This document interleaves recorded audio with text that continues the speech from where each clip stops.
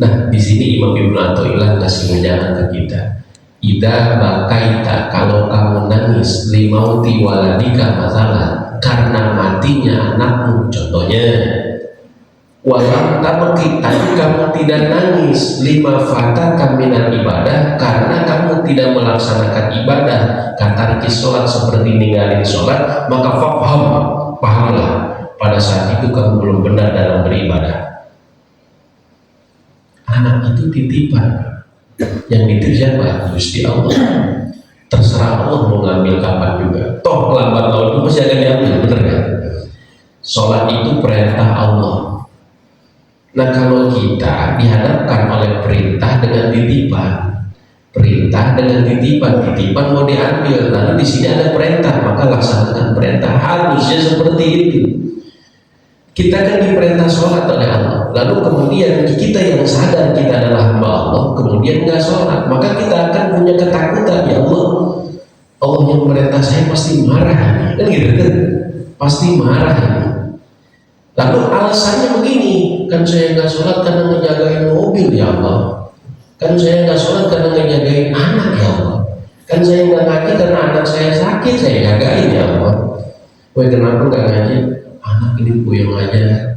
Padahal bapakmu nggak ngapa-ngapain jadi rumah. Anak sakit, bapak ngapain di rumah?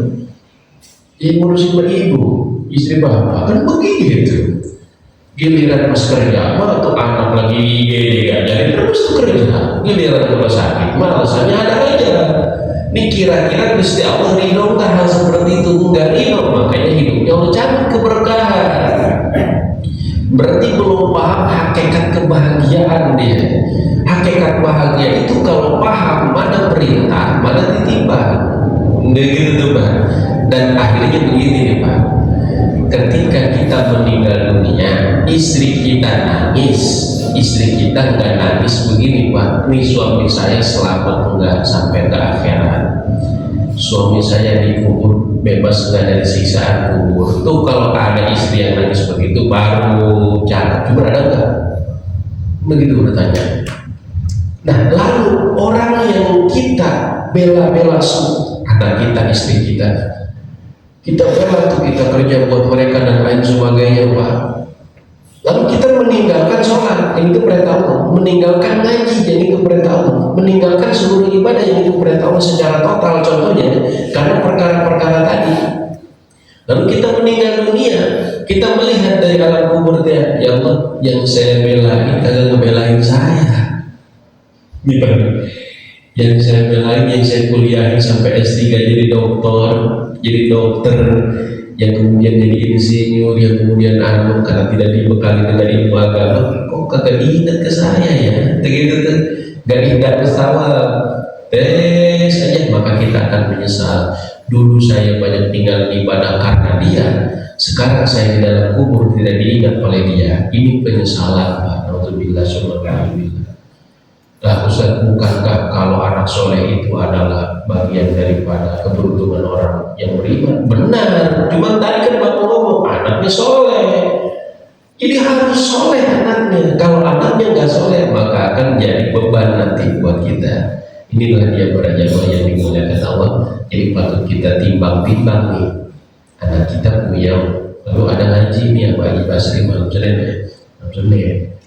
Kalau ngaji paling 1 jam 2 jam terpulang ke anak, jadi ngaji dulu lah, mama jaga dulu ya, ngaji dulu lah. Berarti dia udah bener ya dalam bersikap ini. Kenapa? Kalau kerja kan nggak akan libur gua, tapi kalau ngaji kenapa libur? Padahal kerja itu nyari rezeki Allah. Dan kalau kita nyari rezeki Allah lupa ke Allah, Allah yang ngasih rezeki ke kita akan murka. Begitu.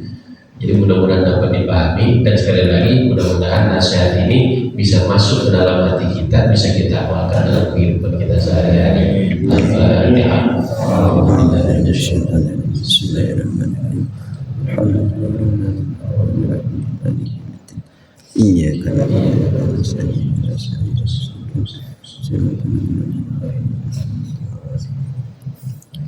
آمين يا رب العالمين. بسم الله الرحمن الرحيم. اللهم بحق الفاتحة بسر الفاتحة وبهيبة الفاتحة يا ولي الأمر يا كاشف الضر يا من يغفر يغفر ويرحم ارحمنا وارحم آباءنا وأمهاتنا رحمة واسعة تبقنا وإياكم عن رحمتي من سواكم وزدنا وعلى علما نافعا مباركا وعملا متقبلا ورزقا واسعا وشفاء من كل داء وسقم وبارك لنا في هذا الشهر شعبان المبارك وبلغنا رمضان واجعلنا ممن فرح بدخول رمضان. ربنا آتنا في الدنيا حسنة وفي الآخرة حسنة وقنا عذاب النار. صل وسلم على جميع الأنبياء والمرسلين. الحمد لله رب العالمين. السلام عليكم ورحمة الله وبركاته.